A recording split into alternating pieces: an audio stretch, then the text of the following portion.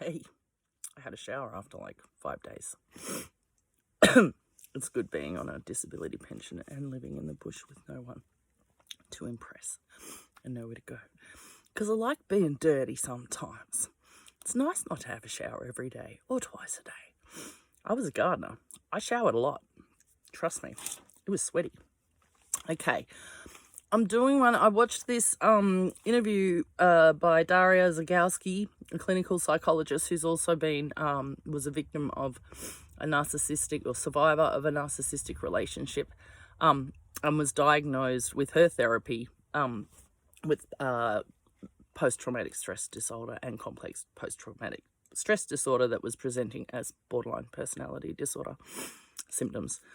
And she's interviewing Professor Sam Vaknin, who I have watched that other lecture, and he is a diagnosed psychopathic narcissist, but he's really smart, and he's straight to the point. Anyway, I watched this thing on why narcissists can't love. I am currently in Narcissist University. I am studying. Especially now that I realise I'm quite narcissistic myself. Just different spectrums of different things. So, I am a mush. I said this to my ex because he wouldn't admit that he had any disorders. And I said, you've got MDDD, which is multiple disorder denial disorder, right? Multiple disorder denial disorder. I've coined that as a term. It's going to be a clinical term that's accepted because I think everyone's got it. Multiple disorder, denial disorder, right? You're in denial that you've got multiple disorders. That's everyone. MDDD. That's not me. I am just, what am I? Many disorder. Yeah. I've got every disorder, I think, a little bit. Not that I know what every disorder is, but I think I might have a bit of everything, like the full buffet of shit I got as a child. Okay, so the first reason that a narcissist can't love is that they can't view others as external or separate to themselves. And everyone is treated as an extension of them. Thus, the people become an internal object. And the narcissist is only in love with the representation of you. So basically, because they hate themselves so much inside, the internal object is like the thing that they hate so much. And it's objectified, I'm assuming, because they can't actually, they don't want to accept the emotions, right? So they turn them into an object and they put them somewhere. But they don't like them. It's all shame and guilt and rejection and whatever, neglect, abuse, whatever. So they basically make everything is an extension of themselves, basically, which then causes them to dislike everything and everyone that is attached to them because they automatically associate it with their own internal object, which is the thing that they hate. And yeah, so they have that, I talked about the snapshot, they make this representation of you as an object in their mind, but they're actually in love with themselves because they have internalized you as a snapshot, as an object, as they think you are, as they have assumed you are because of their grandiosity. So once they have internalized you as an object, they're basically in love with themselves. It's called autoeroticism. And basically any cathexis, which is our ability to love, any cathexis to others is self-directed. Everyone is basically reflecting the love that they have for themselves, but they hate themselves at the same time, so eventually you will become the object of their hatred. They're overcognitive, So it's like they think too much, the beehive mind, just way too many compartments trying to function at the same time, which is why they lose their memory. There's just too much going on. They're trying to think too many. I can understand. It's like the hypervigilance. You cover every single, even if you're having a memory of something, you'll think about what could have happened, what didn't happen, what may have happened. And you stop. You're like, it's, yeah, over-cognitive. But it's not emotional. So you've got cognition and emotion, right? Cognition is thinking things through. Emotion is feeling things. They don't have any emotion. It's not an emotional style that they use to think with, because they're divorced from reality. So they display that they are experiencing emotions, right? Because they do genuinely think it through. But it's not the same as what other people feel something. So cognitive and reflexive empathy. It's not emotional empathy, right? They have learnt by looking at others or reading in a book or watching things that is the way you are supposed to act in that situation. They know that they're supposed to feel empathy for you, but it's a thought process. It's not really like a association thing. And it's because they have disassociated from their pain. So they don't want to feel it so badly that they literally can't feel it in someone else. They won't let themselves. But they can act, they can feel it in a way, in their own way. They know that they should be feeling empathy. But it is not a feeling of empathy itself. It's a fantasy defense, and it's called cognitive distortion. It's a type of cognitive distortion, and it basically, falsifies reality. So they're afraid of positive emotions, as they're all linked, right? So they're scared of these negative emotions within themselves, so they're also scared of experiencing anything positive because they're both emotions. So all emotions are rejected, and just to avoid feeling any shame, guilt, or rejection, all emotions basically lead back to those bad ones eventually, and they don't want to face the bad ones, so they just push everyone away, like, as in hate them, because they hate their emotions that they're ignoring. They hate the fact that they can't face those emotions because it makes them feel like a coward. They know that they're covering up their emotions all the time and putting on a mask. So they're always scared that that is going to fall anyway. They know before they enter any kind of relationship that it is going to end eventually when, they're done. But they are also aware that, the mask has to be kept on. So, they have negative internal voices, basically, called introjects, that berate the narcissist. They basically tell them that they're bad, unlovable, unworthy, ugly, a failure, inferior, corrupt, hopeless. Usually, they said the bad voice is the voice of the mother and the father. So it's your parents. A lot of it relates back to the mother, but it's the mother and the father, the parents. So because he's been told so many times that he is unlovable or whatever, not good enough, bad, he then acts unlovable always towards everybody because he's trying to prove to himself that he is unlovable, because those internal voices are always telling him how bad he is, what a bad, corrupt person he is, and that he is unlovable. And that if he even let somebody try to love him, it would not go well because he is so unlovable. It's called projective identification.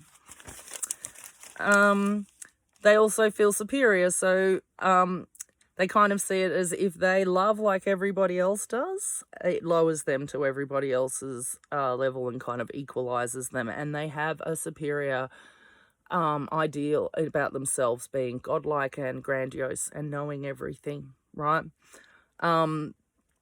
So he sees love as a weakness, and he also can't help but treat So therefore, he can't help but treat the object of his love with contempt, because he sees the object of his love causing weakness in himself. Because it does stir up some kind of feelings which relate to the bad feelings. So they label it as love, but it's not. And they also see that love is a power play. And basically, he's going to try and prove to you that he is superior to you by not loving you. You're going to love him, and then he's going to prove to you that he's better than you and not love you. And then he automatically sees you as weaker than him as soon as you do love him, which is usually when the devalue starts, because the discard is coming. Because once you're in love with them, they start to hate you by default, because they see you as weak. And it shows them what they're incapable of feeling, and they don't like it. I think that they know, like, they want it, right? There's obviously that same hole inside of them that they want to fill. I did watch a guy called The Badass Counselor, and he had My Love Cup is Empty. He's pretty cool. But that's it. They said we've all got a love cup, and it kind of fills up and down, but narcissists just have a hole in the bottom of the cup, and no matter how much you pour in there, it'll never be enough. They said you could be 100% submissive partner and supplying giving constant supply, fulfilling their need for constant supply in every way, shape, and form, and they will still not be satisfied. It will just make you look weaker in their eyes. So the more that they try and devalue you, the harder you try and impress them. And it's just this awful circle that never gets you anywhere, especially if you're a people pleaser like I was.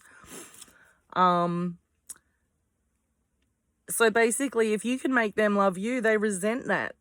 And then they feel threatened because of their hidden vulnerability. And it results in rage and anger.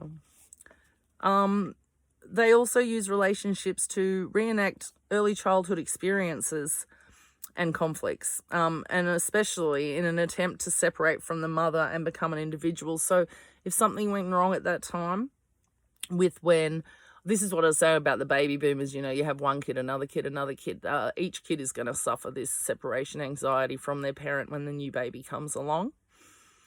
And really suddenly, probably going from being on the hip and the tit all the time, and kind of being the center of attention, and then the new baby comes along within 12 to 18 months, and that kid's then just automatically denigrated to just either if it's the firstborn, they don't know what's going on. If there's other kids above them, they've probably got some idea that they've been, shifted to the side with the other kids, and they might have a bit of camaraderie. But yeah, it's that rejection from the mother usually. So yeah, they basically replay the relationship with the mother, and then he takes his hate for his mother out on you or his dad, whatever, whoever, but it's usually the parents. And it's called repetition compulsion, and it's automatic and it's totally uncontrollable for them. And it's, individuation, separation. So that's when you are supposed to sort of slowly, separate from your parents and develop your own sense of independence, you don't get that. It's just a sudden pulled away, done. There's no time for you to separate properly. And that's kind of when they make the false self, because they create the false representation of the mother, because the mother's disappeared all of a sudden. So it's all tied in. It's very interesting. I'm finding all this very interesting in relation to me, just because, it all relates to me as well. So then also another reason is that once they see you as the mother, that's kind of what they're looking for. They kind of want to make you the mother so that then they can punish you, right? So there's that part of them that's craving the mothering.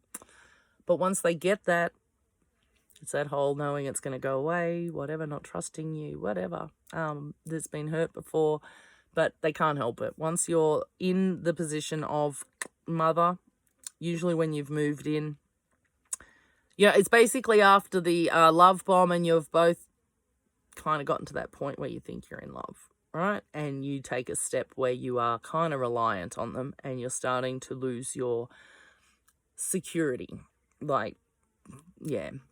And once they're in that stage, and once they kind of know they have you, then it's devalue. You can't help it. They start viewing you as a mother, and then the more that you do for them, the more they're going to view you as a mother, and you are just digging your own grave. They're going to hate you more and more and more. So, they convert you into the maternal figure, and you kind of share, that's a shared fantasy. You become their maternal figure because they're making you out to be so wonderful. You buy into their objectified representation of you, which is amazing, right? Because they're trying to make you feel amazing, so you do. But then once they pull you into the shared fantasy or in your mother role, they can't have sex with you anymore because it's incest, basically. But they see it as, they just can't do it. They got to get rid of you. And because they associate love with pain, rejection, and abandonment as children, they can't, that's all they see love as. Any attempt at love is going to result in that.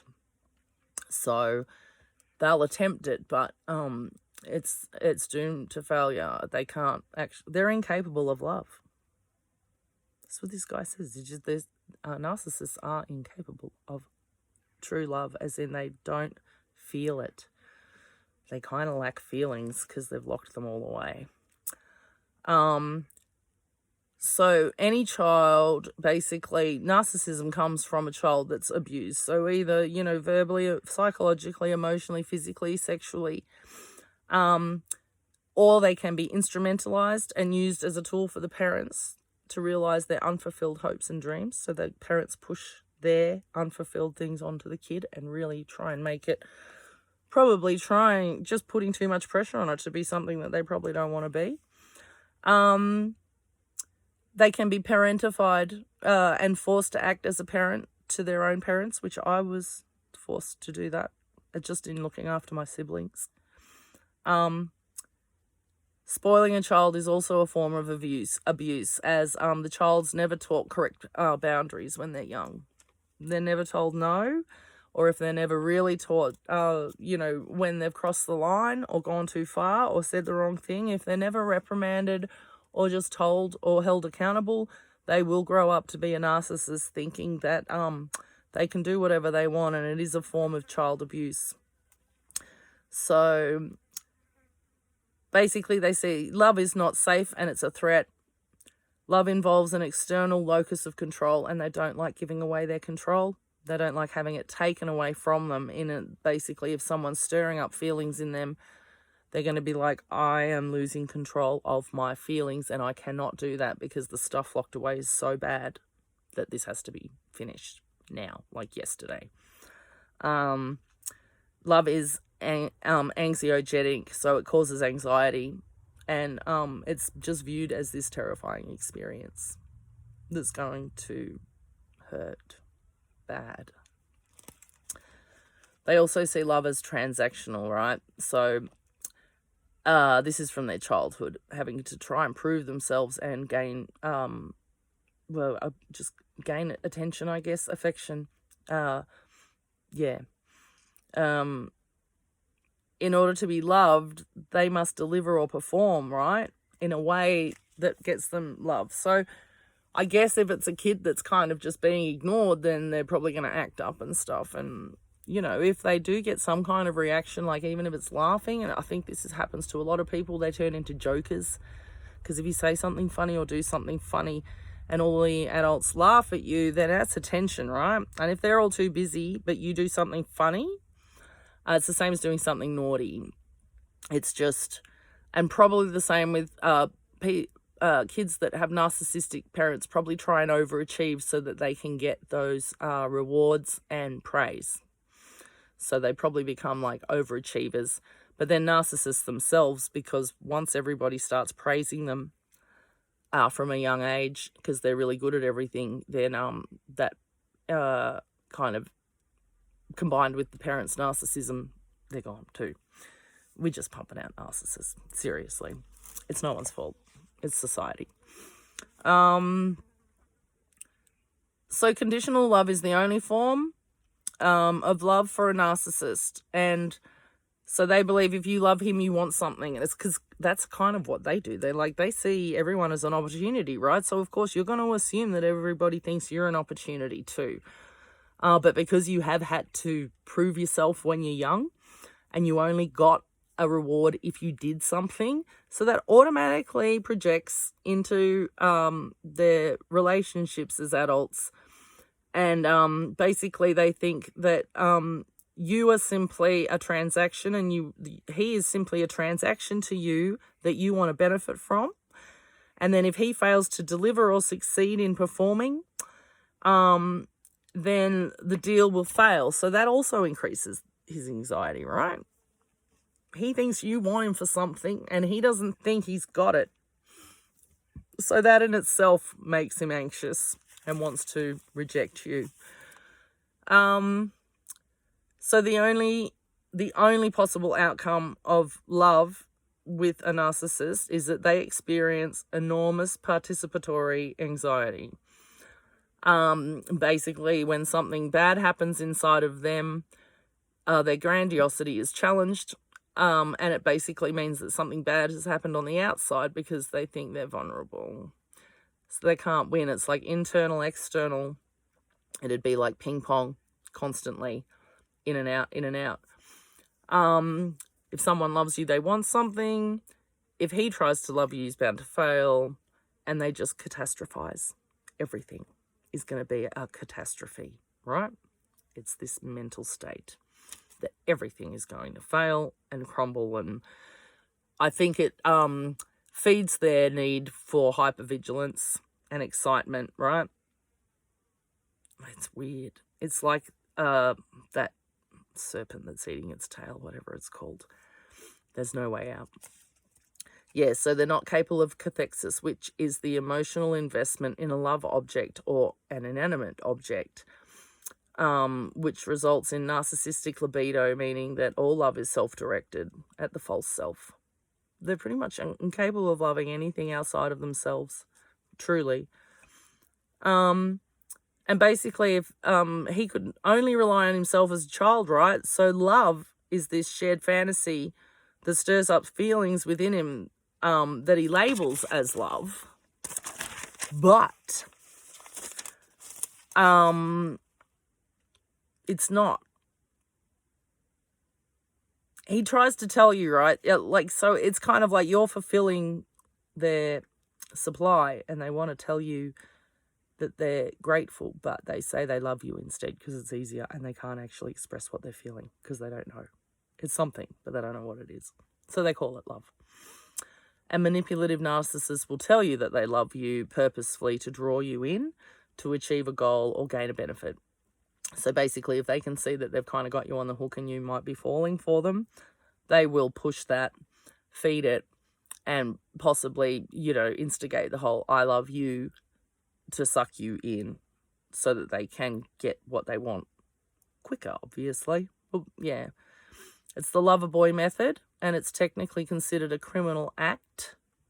People, grifting, conning, swindling, scamming, robbing. I worked at the ACCC, and with scammers, the thing they used to say to consumers was, if it sounds too good to be true, it probably is. That's it.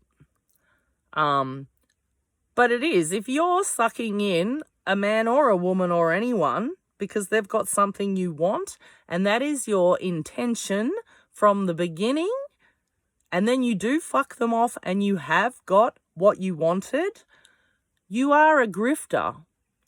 That person got grifted. You set them up for a fall and you took what you wanted and then got away with it. That's it. It's a criminal offence to take someone's shit deliberately and intentionally, misleading somebody so that you can get what you want. That's a criminal act. Just so you know. People, if it wasn't yours, it wasn't yours. A majority do truly believe that they love you, but the fantasy is so overpowering and exciting They don't want to let it go. As in the fantasy, they are God to both themselves and you, right? So they want to hold on to that love bomb stage, but they can't. But they want to. Because it is like, it's like falling in love for anyone. It's exciting, right? It's intense with narcissists and BP to anyone that's got emotional disorders, which is everyone. But it's going to be intense. And then both the partners end up idealizing. But the narcissist is simply feeling the gratification of constant supply, which appears to you to be him being in love, because he's just full, well, as full as they can get. But you are pouring them, you're pouring all this love and attention and everything into them. They can't do anything wrong. You think they're the bomb. Anything they say to you, you believe, and it makes them feel good, right? And watching you succumbing to that actually makes them feel good too. So it is like just a, fun park. And it's like a drug. So that's what they're kind of getting, a high. They're getting a supply high off you. I think sometimes it might take them off guard, as in they might just be grifting you for 1 or 2 or something, not anything too major.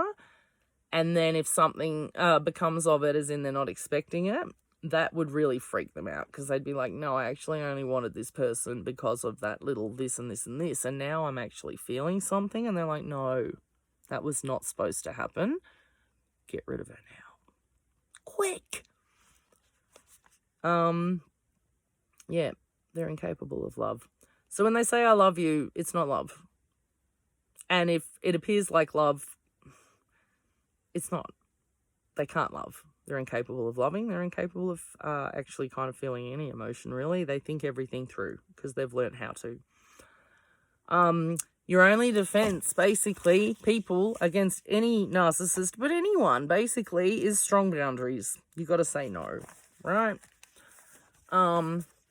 Oh, and then she did a thing on why is it so hard to recover, hey? So, basically, the rundown is that you experience this wonderful fantasy high with them, and then they start to devalue you, and you go so crazy trying to get that value back because you don't know what's changed and you don't know what you've done and you can't do anything right. And they'll give you the intermittent rewards, which sort of keeps you on the hook and will make you think that it's really good, or they'll build you up right before the discard so that they'll like a couple of days make you feel like you're back on a high and things are going okay, and then just so they can rip the rug right out from under you. Yeah, and so when you're a survivor or a victim, whatever you want to put it, when you've suffered through that, after you leave, you're totally deregulated, displaced. You don't kind of know who you are. Yeah, I did it here. So there's multiple forms of grief during and after the relationship. Shared fantasy is a collaboration, which the narcissist, as he has idealized, and as he idealizes it, you fall in love with the image of you that the narcissist projects onto you. So you fall in love with yourself as well. You're basically a narcissist from the very beginning. Right? That in love, I'm in love. Narcissistic. Look at me. I'm in love. Right? So you fall in love with yourself as well. They fall in love with themselves. You fall in love with yourself. And then, of course, you're both going to hate each other, because when you've got issues, you don't love yourself. So you're grieving. Oh, and because they do the intermittent reinforcement as well, which is hot and cold, off and on. So gradually you assume the role of the mother and he becomes your child, and then you're screwed, right? Yeah, I did this. I'm a mothering person anyway when, it's fucked. Okay, so you're grieving your idealized image. So because you're now just common like everyone else, right? He had you built up to think you were as awesome as he was. And your mindset shifts very suddenly from idealizing everything and yourself and him to hating everything, right? And that's him. He goes from idealizing you in your mind to hating you. And you're just like, what have I done? And you try and fix it. And that's an autoplastic defense. What did I do wrong? Is it my fault? So you go through that as a grieving process as well, blaming yourself. You grieve the loss of the future fantasy that he'd built up with the future faking, right? With your dreams. And that gave your life direction and meaning and purpose, especially if you've been single for a long time, and then suddenly it's gone. All of that stuff you'd been invested in that he had been feeding to you because he knew it would drag you in, but also give you it's basically the more they can build you up, the harder the fall's going to be. And the harder the fall is, the more they like it. Basically, the more they can take from you in any way, shape or form, the better they will feel when they discard you, because they do want you to be nothing. It justifies them discarding you, right? If they take everything from you, everything, when they do discard you, they can literally say to themselves, that person's worthless now. I've taken everything from them. There is nothing left that I can suck out of them. It's a good thing I discarded them. They're useless. It's a waste of time now. It's logic, right? Cognitive thinking. No emotion. You also are mourning a child because you became the mother figure, right? So you're mourning the loss of your child that you've been mothering. You're mourning the imaginary partner that you thought you had when you realized that they're not actually that person. You're grieving yourself, your child, your partner, your fantasy partner, and you just feel too many emotions at once. Total disorientation, total dysregulation. BPD, borderline personality disorder, deregulated emotions. They get separated. You can't handle them all at the same time, and they literally fragment. And then you get stuck in each one individually because you can't handle them all at the same time, right? So you end up being in anger and you can't shake that for ages. Then you'll be usually crying, miserable. And then you do sometimes get the highs where you're like, no, everything's good, and you're dancing and singing, but they're all fragmented. They're not linked. It's a horrible thing. I've had it my whole life, so I feel for anyone that comes out of a fucking narcissistic relationship and experiences BPD symptoms, because you will think you're going crazy. BPD results in, this is how it presents, okay? Self-harming, self-destruction, shame, guilt, aggression, loss of sympathy, mood swings, and just feelings of worthlessness that leads to suicidal thoughts or tendencies, right? That is what you are left with, BPD. But suddenly, you could be a pretty, think you're normal, and then all of a sudden you split up with someone and you are a mental case. Cutting yourself, drinking, fucking just taking risks, wanting to self-destruct, feeling like you are nothing, absolutely nothing, and having no reason to live anymore. It's just a horrible feeling. So, yeah, he's basically terrified of himself, and he falsifies the object of you into something good. But then the object always turns into something bad because it always goes back to him, and he hates himself. So anything he objectifies will turn into something he hates, and he objectifies everything because they can't feel. So once they merge the internal object of you with the bad object within themselves, once you've been fully merged with them in their life, they automatically connect you with the bad object within themselves, and they have to discard you. And they do say, because they do crave this supply, this feel. I think they want to feel, and it gets very close to them. They do start feeling stuff, and they maybe do get that love bomb where they do actually experience the good feelings, but they're just too scared to let it go on. So I do think that even though they're probably targeting you, there might be a little part of them that does actually, it truly does feel this happiness and this buoyant, connection with someone. And we're the same. You feel good because someone else thinks you're awesome. That's love.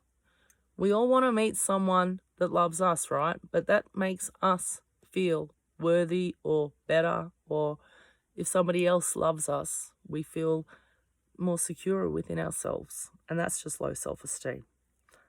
And then they fill you full with the fantasy of the wedding day. I mean, seriously. Don't have a wedding day. Go out in the bush, tie a bit of string around each other's hands and just say, I'll be with you forever.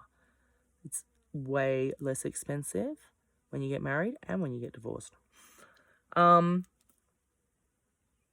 So yeah, they use you for internal therapy, and then once they've kind of had that therapy and they realize it's not working, they discard you. But it becomes this thing called dual mothership. You both end up kind of mothering each other. God knows I got issues with my mother, so it was never going to go anywhere, right? Seriously. He did say this about you can pick a narcissist in 5 minutes, basically, if you know what you're looking for. Covert narcissists are always passive-aggressive. Always. They say something nice, but they say it with a connotation of insult, and you can tell. They're usually controlling and treat others badly, but you have to be careful in, like, once you're in that love bomb stage and you're already grandiosing, you're already building this person up to be something wonderful, right? So you've already put on the rose-colored glasses. They're going really hard trying to agree with everything and make it look like they are your other half. So it really doesn't matter in that stage if anybody's going to come up and tell you that that person's a dickhead, because you're not going to listen anyway, right? You're falling in love. You think you're falling in love. But so this is where you have to be aware, because I definitely turned a blind eye with a lot of things. They do drag you into their mentality and you start to see things from their point of view. So some things that I would usually have gone, no, I don't think that's right, that he's treating somebody like that, or that he's done that in the past or something. Yeah, I'd kind of ignore it.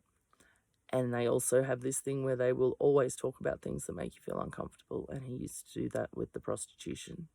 He'd always tell me this story about this prostitute that they paid. And some guy ended up fucking her for a bottle of bourbon or some shit. I don't know. But he used to tell me that all the time. And in the end I said, look, you don't like me talking about my years on meth and as a prostitute? Not even years, mate. I was not working, a girl. I was juggling in a tiny little bit on the side for a couple of months when I was working in the public service at night, seriously. But yeah, he didn't like me talking about it.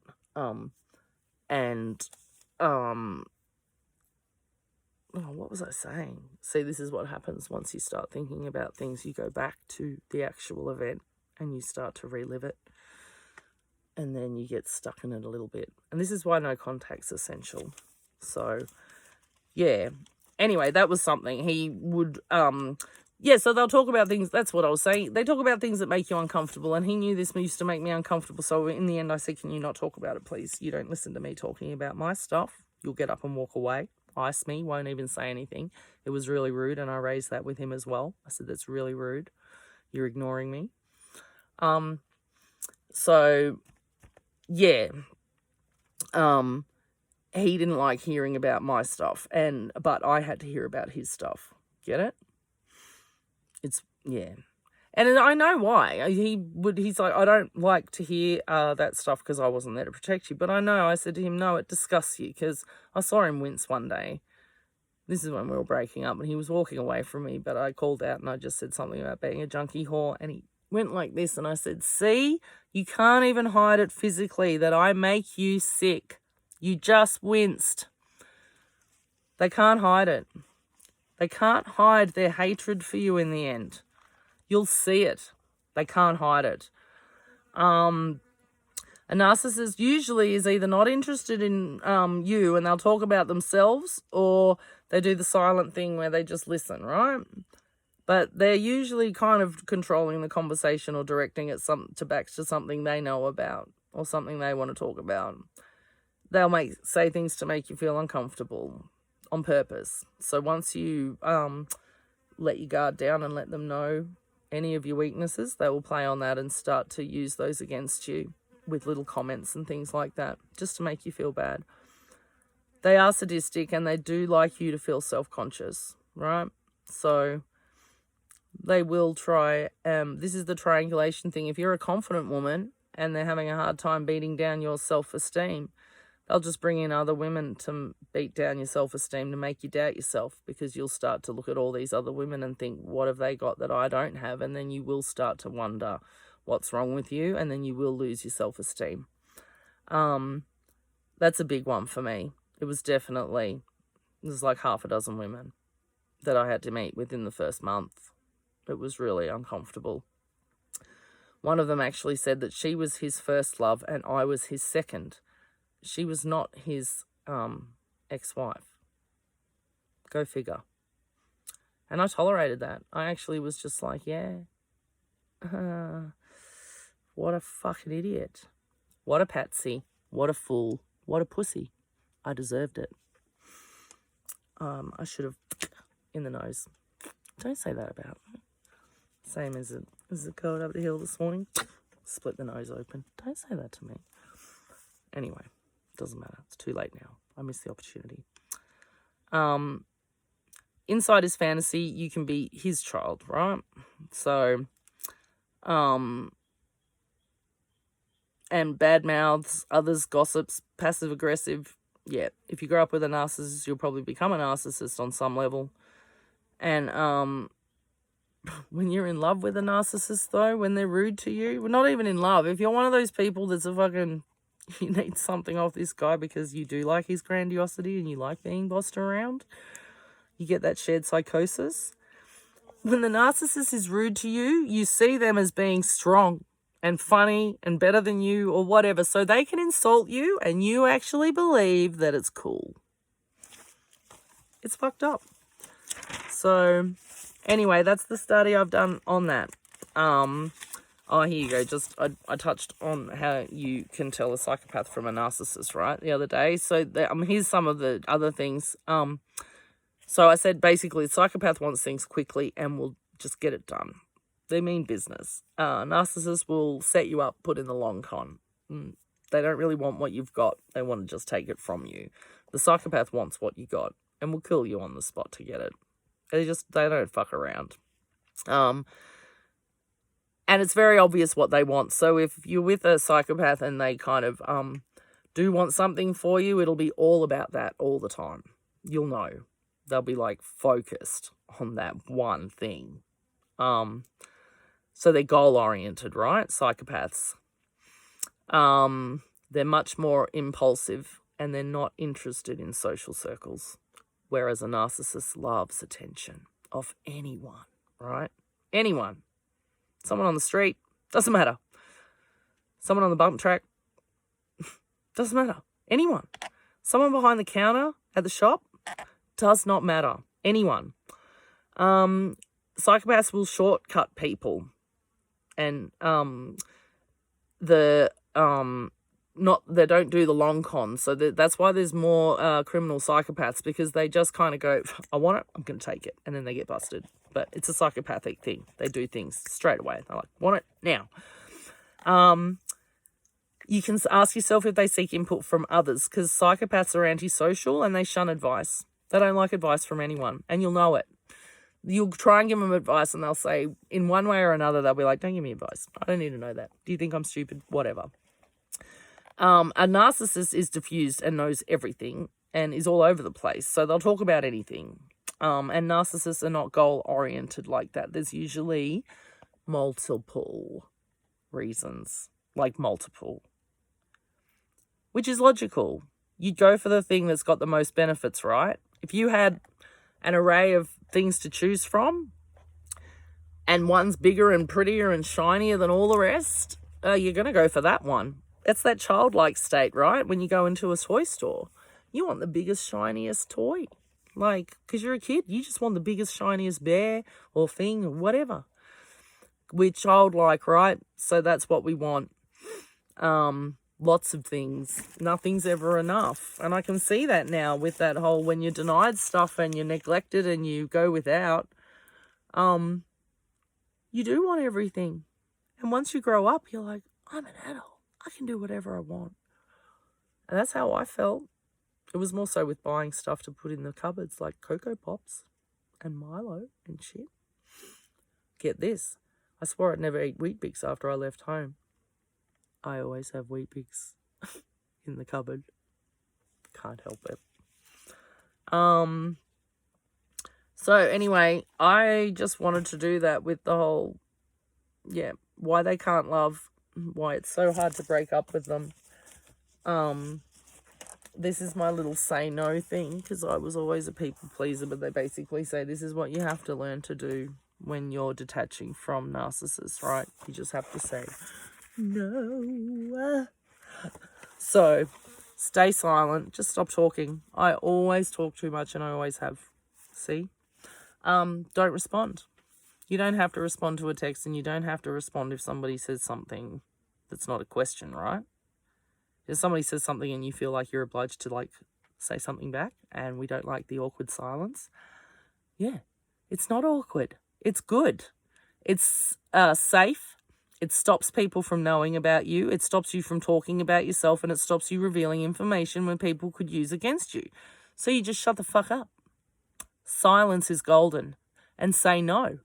No apologies, no explanations, no justifications, no reasons, and no excuses. You just say no. You don't have to go, oh, no, because this, no, because I'm making up an excuse, whatever. Just say no. No. You don't even have to say thank you. You don't have to be polite to people. This is what I said. You don't owe anyone any of these apologies, explanations, justifications, reasons, excuses. You don't owe anyone any of these, as it's none of their business. It's none of their fucking business. What you do, where you've been, who you know, right?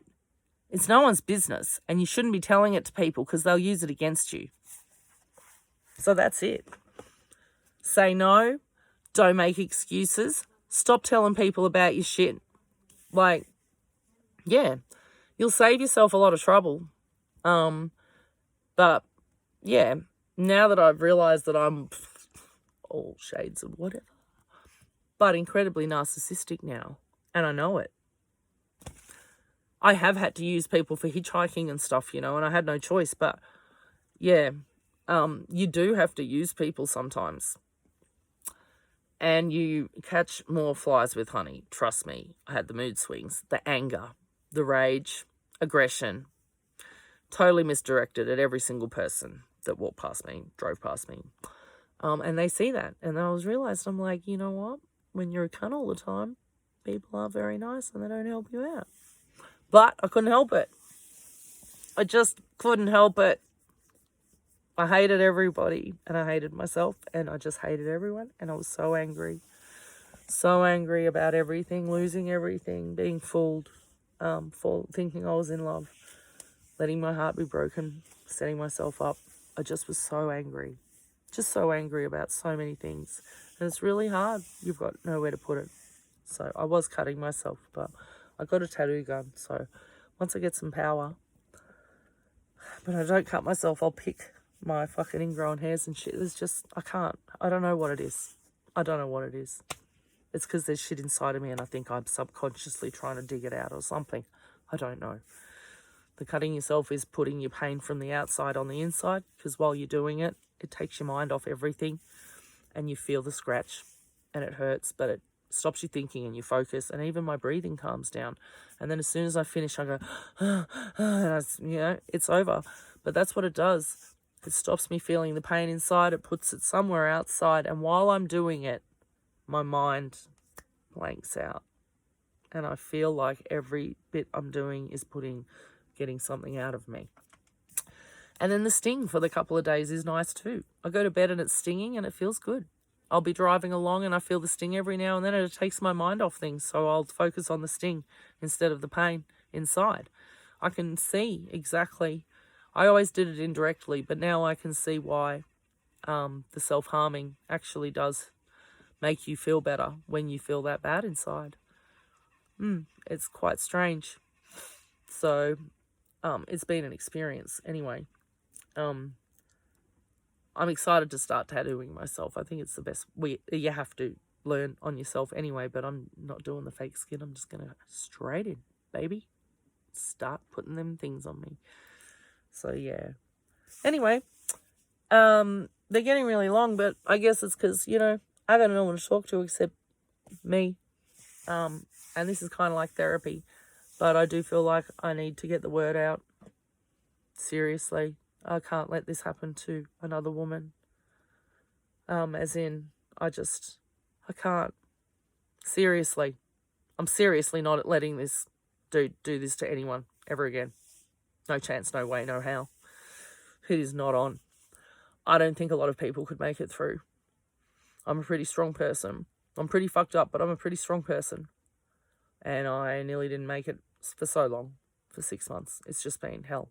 And I will not let anyone do this to anyone if I can help it. I don't see anyone. I'm not getting involved, but this is what I'm doing. I'm telling you my story so that you can go, whoa, it's dangerous and it's risky. And they do say that a lot of people don't make it through alive. So one way or another, whether it's directly or indirectly, they die, right? Just from the trauma of thinking they're in love. So it's pretty scary. And when they're pumping you full of all these romantic novels and movies and shit, they're setting you up for a fall. So anyway, I feel like I am this glaringly obvious lesson of what can happen to a person, worst case scenario, from going into a destructive, toxic, narcissistic relationship. And especially if you're somebody who's got issues like I do, which is everything. You're asking for trouble. Well, there's no fix. I thought I was kind of on the mend, and I thought I'd kind of done the right thing. I thought wrong. So, yeah. I just figure if I can tell you these things, then if you are a narcissist, it might make you reflect on your own behavior a little bit. And if you're not a narcissist, but you are with one, it might help you understand what's going on in their head and why they do the things they do to you and why it's so hard.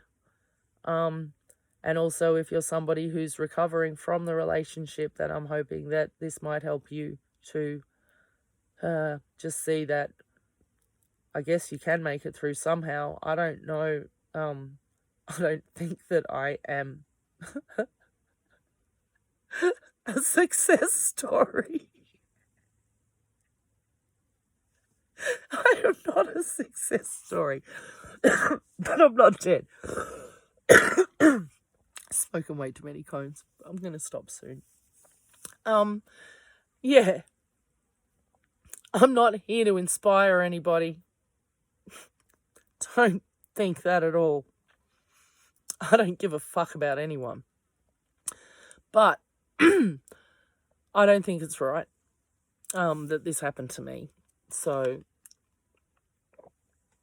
as much as I say I don't give a fuck about anyone, I need people to know that this did happen to me.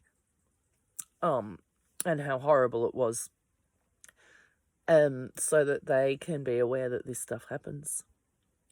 It's especially for the people who, they say the people who grab the popcorn and sit by, but when I think small towns might have narcissists congregating in them because it's a kind of good control mechanism. Small town is easy to gain a bit of control over.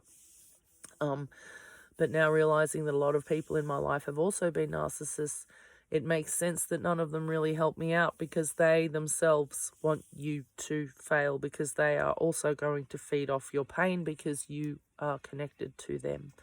So it's hard. People don't want to get involved, and then they don't want to get involved when things are going good because they don't want to bring you down. But then I don't want to get involved when things are going bad because they want to watch and they kind of want it to fail. So it's really fucked up. Our society's so fucked up. This is why I'm living in the bush alone forever. I can't handle it. I'm on a disability pension because I just can't handle it. I can't handle society at all. I have a really hard time even just going to get my groceries and stuff. Like, I can do it. I just don't like it. I don't like it. I can do anything, but I don't like doing it. So I do what I have to do, and then I fucking come back here. And I try and avoid people like the plague. Because they're mean. People are bad. Everyone's like, oh no, everyone's ultimately good inside. And I had that for years, right? I tried to see the good in everyone, and fuck knows why. That's my fucked up programming. Trying to see the good in everyone. Don't waste your fucking time. I'm serious. Don't waste your fucking time. Stop looking for the good in people. If you got to look for good, try and look for it in yourself or something, but stop looking for it in other people, because it's not there. Everyone's fucking warped. People are self-serving and we can't help it. We even help other people just to make ourselves feel good sometimes, or look good, whatever. We're all self-serving. So no one's ever going to convince me that humans are innately good ever again. I think humans are innately bad and selfish. And I think a lot of them just pretend to be good. And I think a lot of the good people are just the damaged ones, and they don't have control over their emotions. So they are overly kind, and they end up being the victims. And then you got the cunts that pretend to be kind because they're just narcissists and they're feeding off you, setting you up for a fall. See? Too much to handle. I can't handle it. Makes my brain explode just thinking about it. Yeah. Cars, buildings, fucking music, people, restaurants, all that. You have to deal with it, but I don't like it. It's like this thing, I was like ripping off a really slow Band-Aid, and then I finally gone and I get home and I'm like, it's over. I don't have to do that again for like a week. I am emotionally retarded. And on a disability pension because I'm disabled. Can't handle it. So, yeah, like I said, I'm not a success story. I'm just alive. And I've had a really fucked up life, so I figure I'll spark up the channel again and see if I can get some of this shit out. See if anyone gives a fuck, but not really, as in just like, I'll put it out there and people are aware and that's it. I've done my job. I've told you what I've told you, and then I feel like I've just, I put it out there. Do what you will. Helps me. I've got a counsellor, but they're just, oh yeah. Anyway, I don't know. I've had so much therapy. It's just sort of, you do it, but it's tiresome. It's hard at the beginning too, trying to rehash now, especially because I got all this other shit. I'm like, oh God, here we go. So anyway, that's why narcissists can't love, and that's why it hurts so much when they discard you. And that's why you're never going to be able to have a proper relationship with one. And we've all got our own issues. So you're bringing your own stuff to the table too, which just is a recipe for disaster. And it's an explosive relationship that is going to end in tears, anguish, and possible death to the victim. So just be careful. And, yeah. Thanks for letting me rehash that interview. It's really good. This guy's amazing. I'm kind of jumping around different ones, but I settled on this dude for a while. I like his scientific approach. Yeah, so say no, guys. No.